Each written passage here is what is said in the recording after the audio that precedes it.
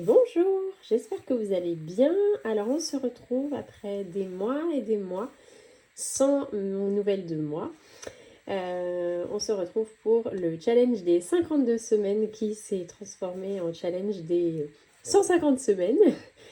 Mais pour plusieurs raisons, j'ai eu du mal à reprendre ce challenge. Maintenant, on y est et on va reprendre avec ce point-là, qui est le point que j'ai utilisé pour le châle Isor. Donc si vous le connaissez, c'est un châle qui est tricoté avec deux couleurs. Donc une fois n'est pas coutume, on va tricoter ce point avec deux couleurs. Et ça annoncera peut-être un nouveau défi pour l'année prochaine, mais je n'en dis pas plus. On va déjà terminer celui-là. Et ensuite, on verra si on se lance dans un nouveau défi.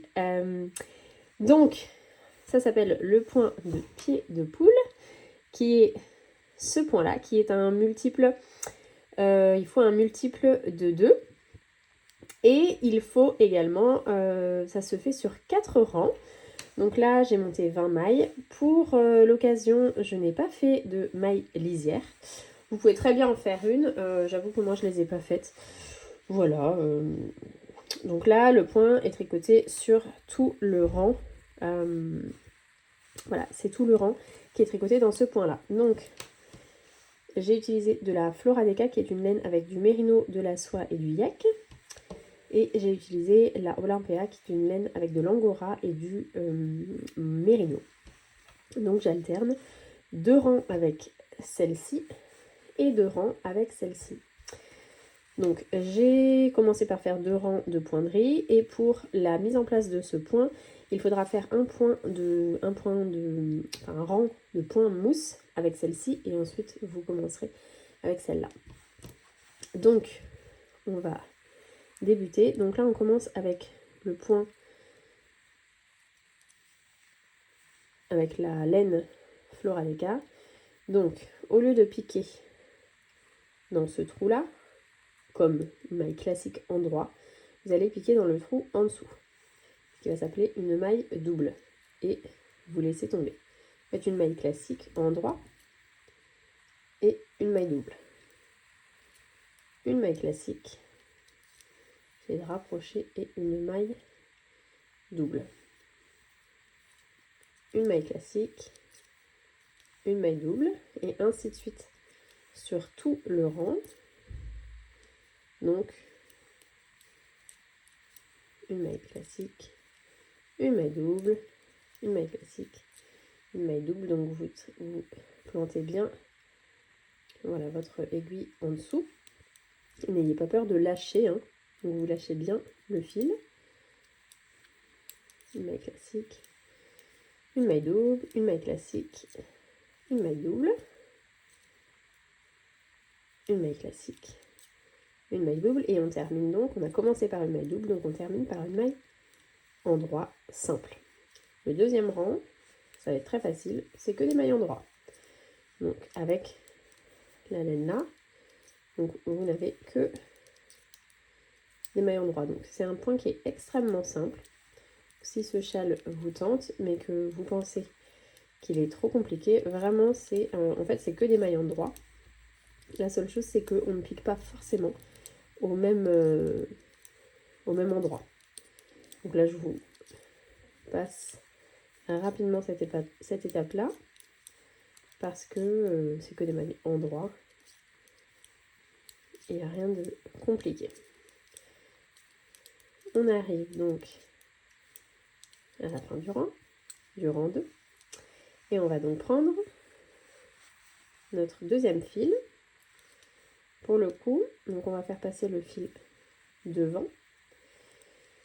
On va faire une maille en droit et une maille double, parce que ça va se mettre en quinconce. Une maille en droit, une maille double, et voilà. Et donc on va terminer avec une maille double, à l'inverse du rang précédent où on terminait avec une maille en droit. En fait ça se met en quinconce pour que vous ayez bien ce jeu en fait là de quinconce. On a le sentiment que les mailles sont tricotées l'une après l'autre, et en fait pas du tout. Et donc là je discute et je ne sais plus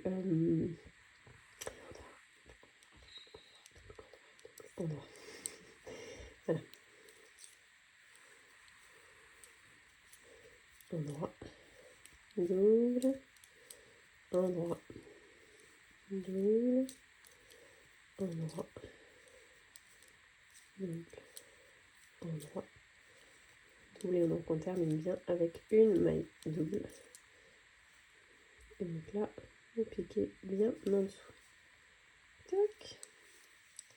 Et vous continuez avec un rang totalement endroit. Et voilà, vous avez vos 4 rangs de ce point de pied de poule.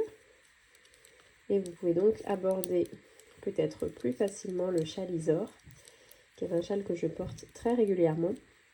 Vous pouvez faire une version plus courte, entre guillemets. Là, moi, j'ai utilisé 2 écheveaux de Floradecca et 2 écheveaux d'Olympia. Et vous pouvez très bien faire une version plus courte, ou bien il y a le tour de cou. Et c'est pareil, vous n'avez besoin que d'un écheveau de chaque. Vous n'êtes pas obligé d'utiliser ces laines d'ailleurs. Mais c'est vrai que pour avoir ce rendu dufteux, l'angora est très chouette. Après, vous pouvez très bien utiliser de la Cassiopeia par exemple, ou une laine que vous avez dans votre stock. Et donc, ça vous permet de faire ce point-là.